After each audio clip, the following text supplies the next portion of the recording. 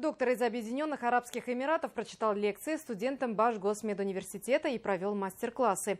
Это уже не первый приезд заведующего отделением урологии Центральной частной клиники города Шарджа.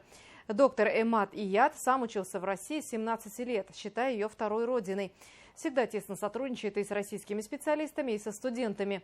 Напомним, Россия и Объединенные Арабские Эмираты планируют развивать сотрудничество в борьбе с онкозаболеваниями. Эмад Ияд присутствовал на встрече министра здравоохранения страны Михаила Мурашко и чрезвычайного и полномочного посла Объединенных Арабских Эмиратов в Российской Федерации. Стороны говорили о развитии медицинской науки, которая создает возможности для сотрудничества по совместным научным разработкам. И в этом направлении Башгосмедуниверситет ведет активную работу. Так, доктор Эмад Ияд провел операции как мастер-классы для студентов. Россия много чем не дала на уровне науки. Я считаю, что в России очень хорошая наука, очень хорошие технологии для тех, кто хочет учиться. И в конце концов диплом в любой стране мира там котируется. Надо только экзамены сдавать, надо серьезно учиться, и это всегда был мой совет студентам.